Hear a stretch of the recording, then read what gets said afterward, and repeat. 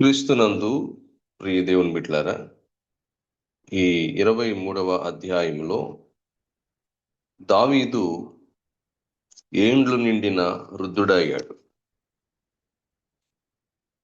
నిన్నటి దినానేమో తన కుమారుని విషయంలో దేవుని దగ్గర ప్రాధేయపడుతూ ప్రార్థన చేస్తూ వచ్చిన అంశాన్ని మనం చూస్తూ ఉన్నాం. అంతేకాదు, దేవాలయానికి అతడు సమకూర్చిన వెండి, బంగారము, తోచచక్యము కాని విస్తారమైన ఇత్తడి, ఇనుము ఏ విధంగా సమకూర్చాడో, తన కుమారుడు లేత వయసులో ఉన్నాడని, పిన్న వయసులో ఉన్నాడని దేవుని దగ్గర తను విజ్ఞాపన చేస్తూ కుమారుణ్ణి బలపరిచి మందిరం కట్టడం కొరకై ప్రోత్సాహాన్ని ఇచ్చిన విషయాన్ని మనం చూశాము. 23వ అధ్యాయంలోకి వచ్చేసరికి తన కుమారుడైన సొలొమోనును ఇశ్రాయేలీయుల మీద రాజుగా నియమించిన విషయాన్ని ఇక్కడ స్పష్టంగా మనం చూడవచ్చు. అయితే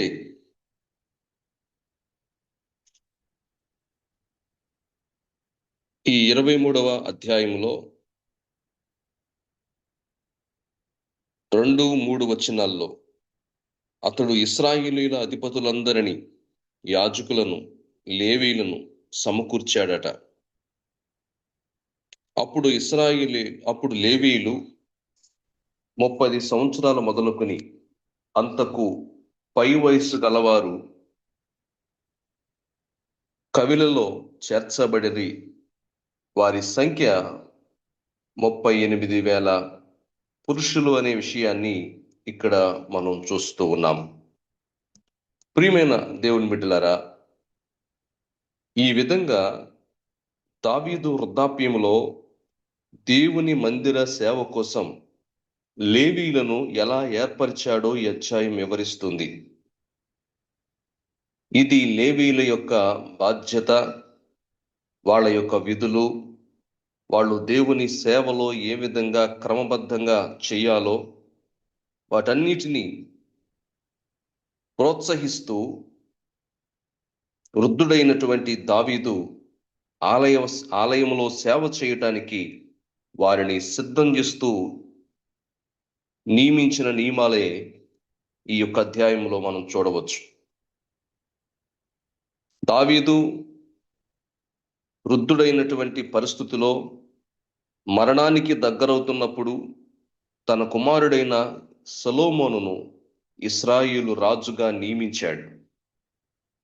కొడుకును రాజుగా నియమించి యెహోవా మందిరములో సేవ చేయటానికి లేవీయులందరినీ, వాళ్ళ యొక్క సంఖ్య ఎంతమంది ఉన్నారనేది, వాళ్ళ యొక్క లెక్కను అనేది ఏర్పరిచాడు. మందిరం కట్టక మునిపే కుమారుని రాజును చేసి దేవాలయంలో పరిచర్య చేయుటకు లేవీయుల సంఖ్యను దావీదు ముందుగానే ఏర్పాటు చేశాడు. ఆ లెక్కలన్నీ 2వ వచనం నుండి 6వ వచనం వరకు కనిపిస్తాయి. దావీదు 30 సంవత్సరాలు పైబడిన లేవీయులందరినీ లెక్కిస్తే వారిలో 38,000 మంది, 30 సంవత్సరాలు పైబడిన వాళ్ళు 38,000 మంది వచ్చారు లెక్కలోకి. వీరిలో 24,000 మంది యెహోవా మందిర సేవ పర్యవేక్షించటానికి నియమించబడ్డారు. మిగిలిన 6,000 మంది ఆఫీసర్లుగా, అధికారులుగా, అలాగే జడ్జిస్గా పనిచేసేటువంటి బాధ్యత 6,000 మందికి ఇచ్చాడు. మొత్తం 38,000 మందిని మందిరములో సేవ చేయటానికి 30 సంవత్సరాలు పైబడిన వారిని ఏర్పరచుకుంటే వాళ్ళల్లో 38,000 మంది లెక్కకొస్తే 24,000 మంది ఏమో మందిరంలో సేవలు చేయటానికి, 6,000 మంది ఏమో న్యాయాధిపతులుగాను అధికారులుగాను ఉండటానికి నియమించాడు. 4,000 మందిని గేట్ కీపర్స్గా పెట్టాడు. ద్వారపాలకులుగా నియమించాడు 4,000 మందిని. మిగిలిన 4,000 మంది యెహోవాను స్తుతించటానికి, వాయిద్యాలు వాయించటానికి, ఎప్పుడు దేవుణ్ణి మహిమపరిచేటువంటి విధంగా, స్తుతించే విధంగా 4,000 మందిని ఏర్పరిచాడు. వారు దావీదు ప్రత్యేకంగా చేయించిన వాయిద్యాలతో స్తుతించారట. దావీదు స్వయంగా వాయిద్యాలను తయారు చేయించాడు. ఎందుకంటే దావీదు మొదటి నుండి చక్కగా పాడుతూ దేవుని స్తుతిస్తూ సితారాలు వాయిస్తూ వచ్చేటువంటి వాడు కదా. కాబట్టి తనకున్నటువంటి ఆ ఆసక్తి, వాయిద్యాల మీద తనకున్నటువంటి ఆ ప్రేమ ఆప్యాయతలను బట్టి దేవుణ్ణి స్తుతించటానికి తానే చేయించిన వాయిద్యాలతో ఆ 4,000 మందిని స్తుతించేవారిగా, వాయిద్యాలు వాయించేవారిగా, పాడేవారిగా దావీదు నియమించాడు. ఈ లేవీయులను గెర్షోనీయులు, కహతీయులు మరియు మెరారీయులు అనే 3 ప్రధాన వంశాలుగా విభజించబడ్డారు. అంటే వీళ్ళ కుమారులు గెర్షోనీయులు, కహతీయులు, మెరారీయులు. ఈ ముగ్గురు ప్రధాన వంశాలుగా విభజించబడిన విషయాన్ని మనము చూడవచ్చు. ఆ 7 నుండి 23 వచనం వరకు, 7వ వచనం నుండి 23వ వచనం వరకు గెర్షోనీయుల గురించి, కహతీయుల గురించి, మెరారీయుల గురించి, అలాగే వాళ్ళ యొక్క బాధ్యతలు 23వ వచనం వరకు స్పష్టంగా కనిపిస్తాయి. మరి కహతీయుల్లో లద్దాను, షిమ్మి వంశీయుల వివరాలు ఇవ్వబడ్డాయి. గెర్షోనీయుల యొక్క వంశాలు ఇవ్వబడ్డాయి. తర్వాత 12 నుండి 20వ వచనం వరకు కహతీయుల యొక్క వంశాలు అమ్రాము, ఇస్సారు, హెబ్రోను, ఉజ్జీయేలు వాళ్ళ వంశాల గురించి, మరియు మోషే కుమారులైన గెర్షోను, ఎలియాజరుల వివరాలు ఇవ్వబడ్డాయి. 21, 23 వచనాల్లో మెరారీయులు గురించి రాయబడ్డాయి. వీళ్ళు మహాలి, ముషి వంశాల వివరాలు ఇవ్వబడ్డాయి. ఆ తర్వాత 24 వచనం నుండి 32 వచనం వరకు లేవీయుల బాధ్యతల్లో కొంచెం మార్పు తీసుకొచ్చాడు మరలా.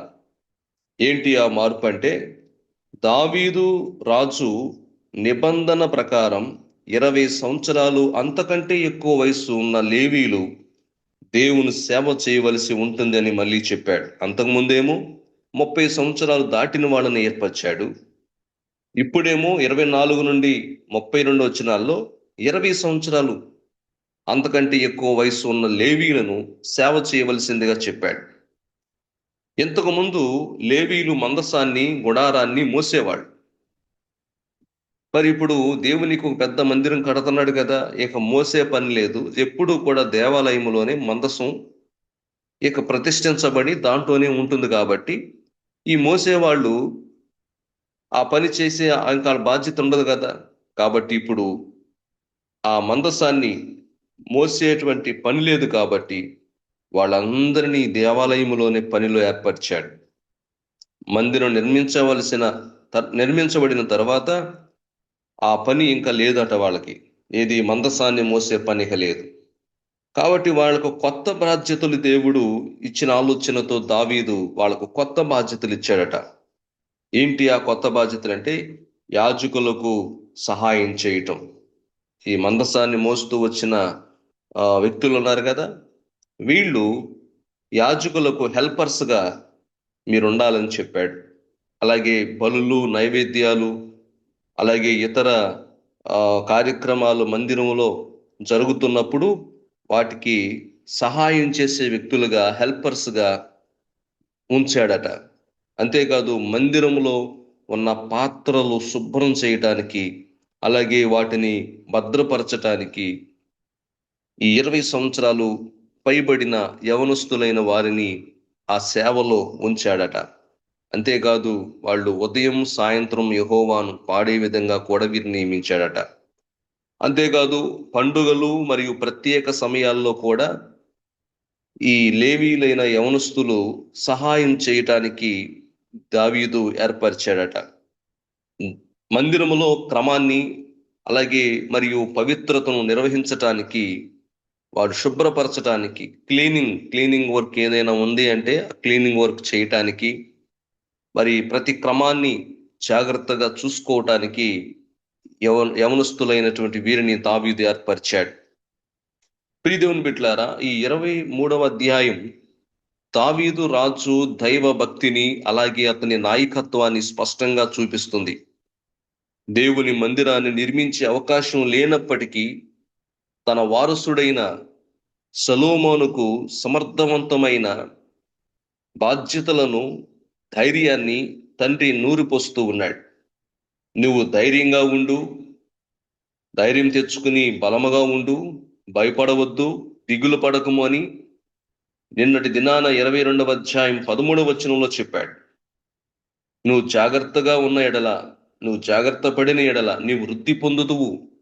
దేవుని వాక్యమును బట్టి, ధర్మశాస్త్రాన్ని బట్టి నువ్వు జాగ్రత్తగా ఉంటే నువ్వు వృద్ధి పొందుతావని కుమారుడికి ఎంతో స్పష్టమైన విధంగా దేవుని గురించిన విషయాలు, మందిర నిర్మాణం గురించినటువంటి విషయాలు స్పష్టంగా కుమారుడికి తెలియజేశాడు. ఆ తెలియజేసిన తరువాత 23వ అధ్యాయంలో అతన్ని రాజుగా అభిషేకించాడు. కాబట్టి అధ్యాయము మన జీవితాల్లో కూడా కొన్ని పాఠాలను నేర్పిస్తూ ఉంది. అవేంటో కొన్ని నిమిషాలు నేను మీతో పంచుకుంటాను.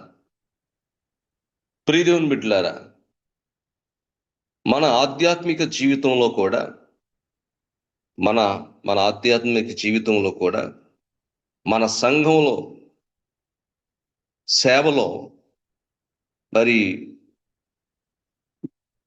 ప్రతి ఒక్కరూ, ప్రతి కుటుంబము కూడా ఒక క్రమబద్ధమైన ప్రణాళికతో దేవుని పనిలో, సంఘంలో నిలబడాలి.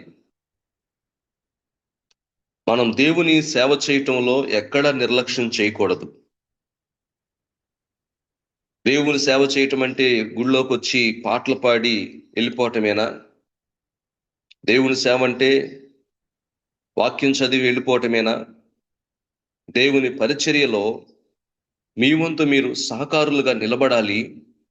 దేవుని పరిచర్యలో, మందిరంలో క్లీనింగ్ విషయంలో కానీ, దానికి సంబంధించినటువంటి వస్తువులను శుభ్రపరచే విషయంలో కానీ, దేవాలయం చుట్టూ ఆ ప్రాంగణం అంతా కూడా క్లీన్గా ఉంచేటువంటి బాధ్యత విషయంలో కానీ, మందిరంలో ఏం అక్కరలు ఉన్నాయో వాటన్నిటిని చూసుకునే విషయంలో కానీ, ఇవన్నీ సేవలో భాగమై ఉంటుంది.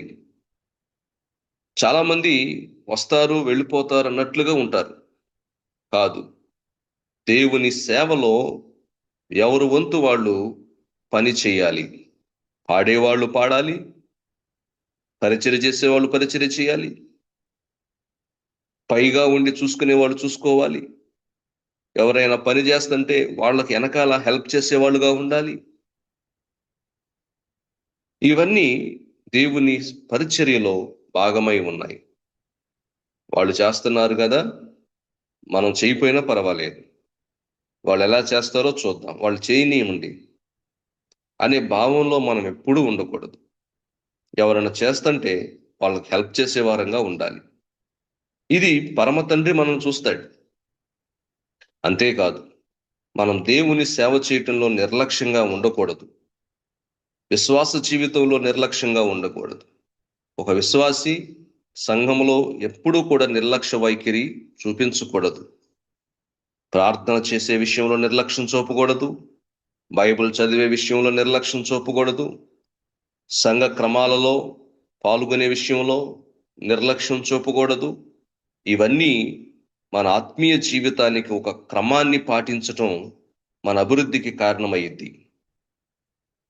ఈ రోజున అభివృద్ధి అనేది ప్రధానమైన కారణం ప్రార్థన చేయటం, బైబిల్ చదవటం, సంఘ క్రమాల్లో భాగస్వాములు కావటం. ఈ విషయాలన్నిటిలో మనం క్రమం పాటించాలి. ఆ రోజున ఆ దేవాలయంలో దావీదు లేవీలను వాళ్ళ విధులను ఎలా నియమించాడో, ఈ రోజున మనకు శ్రేష్ఠుడైనటువంటి ఒక యాజకుడు, ప్రధాన యాజకుడు మనకి ఈ లోకంలోనికి వచ్చి ఉన్నాడు. ఆ ప్రధాన యాజకుడైన యేసయ్య, ఆయన మన కొరకు అనుగ్రహించిన ఈ దేవాలయాల్లో, ఈ మందిరాల్లో మనమే ఒక ఆలయం అని ప్రభు కోరాడు. మనమే ఒక ఆలయాలుగా ఉండి ఒక సమూహంగా చేరి ఆ దేవుణ్ణి మహిమకరంగా మన ప్రాంతాల్లో ఆయన కొరకు జీవించాలనేది దేవుని యొక్క ఉద్దేశం. కాబట్టి మనము క్రమాన్ని పాటించాలి. దేవుని బిడ్డలారా, మరలా ఈ అధ్యాయములో మనం నేర్చుకోవలసిన విషయము, మనం మన తర్వాత తరాలను భక్తి వారసత్వంలో మనం నిర్మించాలి. మన ఇంట్లో మనమే ప్రార్థన చేసేసి, మన ఇంట్లో మన కొడుకుల్ని మన కూతుల్ని పట్టించుకోకుండా వాళ్ళు రావట్లేదండి, ఏం చేయమంటారు, చెబుతున్నామండి రావటం లేదు అని చెప్తారు కొంతమంది తల్లిదండ్రులు. అది ఎలా సబబవుతుంది? పిల్లలు చిన్నప్పుడు వదిలేసావు, ఇప్పుడు రమ్మంటే ఎలా వస్తారు?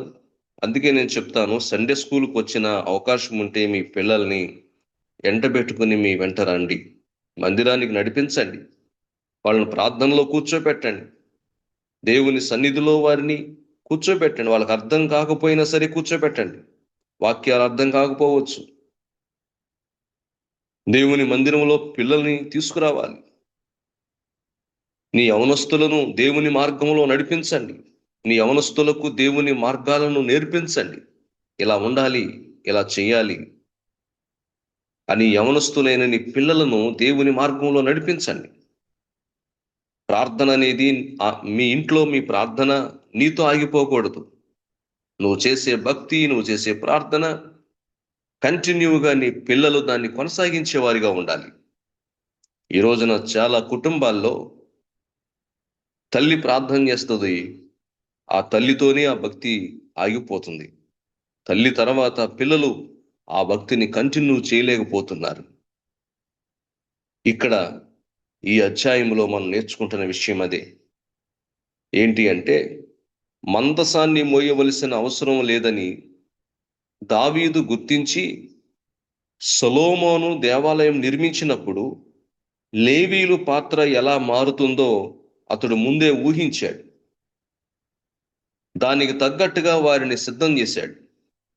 మోసేవాళ్ళు మరి వాళ్ళకి పని ఉండదు కదా, మందసం ఇంకా ప్రతిష్ఠించి మందిరంలో పెట్టేస్తే మందసాన్ని మోసే వాళ్ళకి పని ఉండదు కదా. కాబట్టి వాళ్లకు ముందే బాధ్యతలు ఇచ్చి ఇలా చెయ్యాలి అని వాళ్ళని ప్రోత్సహించే విషయాలు మాట్లాడాడు. కాబట్టి మన పిల్లల యొక్క ఆత్మీయ పునాదికి మనం సహకరించాలి. మేము వెళ్తున్నాం లేరా, నువ్వు ఇంటికాడ ఉండు, ఈ పని చేసుకో, ఈ పని చూడు, మేము వెళ్ళొస్తాం అని కొంతమంది పిల్లల్ని పనులు అప్పగించి చర్చికి రానివ్వరు. అలా కాకుండా మీతో పాటే కుటుంబంగా దేవుని సన్నిధికి వచ్చి పిల్లల్ని మందిరంలో కూర్చోబెట్టాలి. యవనస్తులైన పిల్లల్ని మందిరం పట్ల ఉన్న దీవెన, మందిరంలో వచ్చే ఆశీర్వాదం, దావీదు అంటాడు కదా, నేను పచ్చని ఒలీవ మొక్క వలె నీ మందిరములో నేను ఎదుగుదునన్నాడు. మనం ఆ విధంగా ఫలించాలంటే మన పిల్లలు మనం దేవుని మందిరంలో గడపాలి. అది మన ఆత్మీయతకు పునాది వేసిన పరిస్థితులు అవుతాయి. ఈ రోజున మన సంఘాల్లో కూడా విశ్వాసుల్లో పరిశుద్ధమైన నాయకత్వం అభివృద్ధి చేయాలి. ఆ విధంగా ఆ నాయకత్వం అభివృద్ధి అంటే దేవుని సంఘము అభివృద్ధి కొరకు నీ ప్రాంతములో నువ్వు కృషి చేసే విధంగా ఉండాలి. సేవకులను ప్రోత్సహించే విశ్వాసులుగా ఉండాలి. సేవకులను ఆయన పరిచర్యలో ప్రోత్సహిస్తూ ఈ పనిలో మీరందరూ పాలిభాగస్తులు కావాలనే విషయాన్ని ఈ ఉదయకాలం ఈ అధ్యాయం ద్వారా మనం నేర్చుకుంటున్నాం. ప్రియదేవుని బిడ్డలారా, 4,000 మందిని యెహోవాను స్తుతించటానికి, వాయిద్యాలు వాయించటానికి కూడా ఏర్పరిచాడట దావీదు. మన దైనందిన జీవితంలో కూడా స్తుతి అనేది చాలా అవసరం, ఆరాధన అనేది చాలా అవసరం. ప్రతిరోజు దేవుని మంచితనాన్ని మనం గుర్తించి స్తుతించాలి. దేవుడు మంచివాడు, దేవుడు ప్రేమాస్వరూపుడు, దేవుడు అద్భుతాలు చేయగలిగే మహాదేవుడు. ఆ మహోన్నతుడైన దేవుణ్ణి, ఆయన మంచితనాన్ని గుర్తించి ఆయనకు కృతజ్ఞతలు చెప్పటం, నిజంగా మన హృదయాలలో ప్రోత్సాహం కలిగి దేవుణ్ణి స్తుతించటం, కష్ట సమయాలలో కూడా దేవుణ్ణి స్తుతి చేయటం మన విశ్వాసాన్ని బలపరుస్తుంది కదా. శుభం జరిగినప్పుడు, మేలులు జరుగుతున్నప్పుడు, అనుకున్నది నెరవేరుతున్నప్పుడు సంతోషంతో పాటలు వస్తాయి. కానీ కష్ట సమయాల్లో కూడా దేవుని స్తుతించటంలోనే మన విశ్వాసం ఏంటిదో తెలుస్తుంది. దేవుణ్ణి నిత్యము స్తుతించే కుటుంబాలుగా మన కుటుంబాలు ఉండునుగాక, మీ కుటుంబాలు ఉండునుగాక. దేవుని మంచితనాన్ని గుర్తు చేసుకుంటూ దేవునికి కృతజ్ఞతలు చెప్పే బిడ్డలుగా మీరు నిత్యము ఉందురుగాక. అదే విధంగా మనం కూడా 4,000 మంది లేవీయులు ఏ విధంగా దేవుని మందిరములో ఉదయం మొదలుకొని సాయంత్రం వరకు యెహోవాకు కృతజ్ఞతలు చెప్పటంలో, స్తుతి చేయటంలో వారు ఏ విధంగా పనిలో భాగవస్తులైపోయారో మనం కూడా అలాగే ఎప్పుడు స్తుతించే బిడ్డలంగా ఉండాలని ఆశిద్దాం. జీవితంలో మనం కూడా అనేక విశ్వాస జీవితంలో పరిస్థితులను బట్టి మార్పు సంభవించవచ్చు. పరిస్థితులు మారినా మనం దేవుని మందిరములో పరిచర్య చేసే విషయంలో క్రొత్త మార్గాలను మనం ఎంచుకోవాలి. కొన్నిసార్లు పరిస్థితులు మారుతుంటాయి. పరిచర్యలో కొన్ని క్రొత్త మార్పులు చేసుకోవాలి. ఆ క్రొత్త మార్గాలను కూడా సిద్ధం చేసుకునేటట్లుగా ప్రతి విశ్వాసులంగా మనం ఉండాలి. మన సమయాన్ని, మనకిచ్చిన దేవుడు తలాంతులు, దేవుడు మనకిచ్చిన వనరులు, ఇవన్నీ దేవుని మహిమ కోసం సమర్థవంతంగా ఎలా ఉపయోగించాలో నిరంతరము ఆలోచించాలండి. నా మాటలు వింటున్నారా?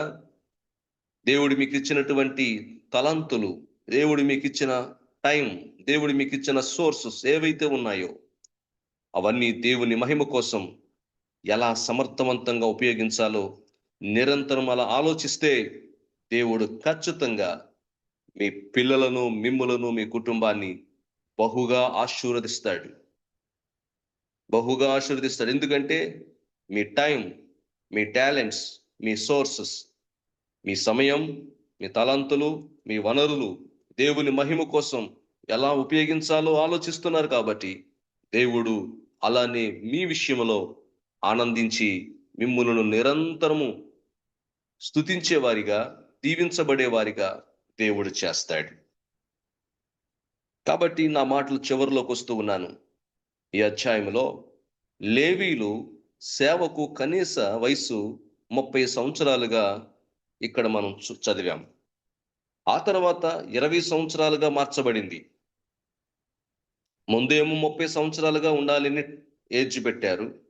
ఆ తర్వాత 20 సంవత్సరాలుగా మార్చబడింది.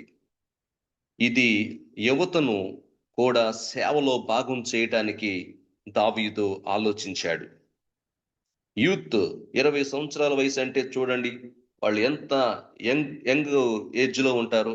దావీదు దేవుని సేవలో 30 ఏళ్ళు వయసు కాదు, 20 ఏళ్లకే వాళ్ళు సేవ చేయాలని యూత్ అంతటినీ కూడా, యవనస్తులందరినీ కూడా సేవలో భాగం చేశాడండి. దేవుని మందిరములో పని చేయటానికి వయసు అడ్డంకి కాదు. పెద్దవాళ్ళు చేయాలి, యవనస్తులు చేయాలి. ఎందుకంటే యవనస్తులు తమ శక్తితో, ఉత్సాహంతో సేవ చేయవచ్చు. పెద్దలు తమ జ్ఞానంతో, అనుభవంతో ఇలా చేస్తే బాగుండయా, ఇది ఎలా చేస్తే బాగుంటుందని వెనకాల ఉండి వాళ్ళకున్న జ్ఞానంతో, అనుభవంతో యవనస్తులకు మంచి మార్గాన్ని లేక మంచి ఆలోచన చెప్పేవారుగా ఉండవచ్చు. ఏది ఏమైనా ప్రతి ఒక్కరూ తమ వయసులో సామర్థ్యాన్ని, వారికున్న సామర్థ్యాన్ని, వారికున్న టాలెంట్ని, వారికున్న సోర్సెస్ని దేవుని రాజ్య నిర్మాణం కొరకు ఉపయోగించే బిడలంగా ఈ తరంలో మనముందముగాక. దేవుని కోసం మనం ఎంత త్వరగా సేవ ప్రారంభిస్తే, దేవుని కోసం మనం ఎంత త్వరగా మందిరములో ఎదుగుతూ ఉండాలని ఆసక్తి నీలో ఉంటే అంత ఎక్కువ ప్రయోజనాన్ని నువ్వు పొందుకుంటావు. దావీదు అదే తన కుమారుడైన సొలొమోనుకు చెప్పాడు. మనం కూడా ఈ తరంలో మనకిచ్చిన పరిచర్యల్లో, మీరు ఉంటున్నటువంటి ప్రదేశాల్లో దేవునికి మరింత సమర్థవంతంగా దేవుని నామానికి మహిమకరంగా మీరు జీవించాలని ఈ అధ్యాయం ద్వారా ప్రభు పేరటి మీకు తెలియజేస్తూ ఉన్నాను.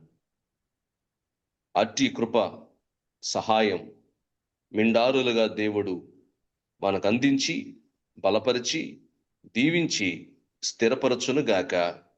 ఆమెన్. ఆమెన్.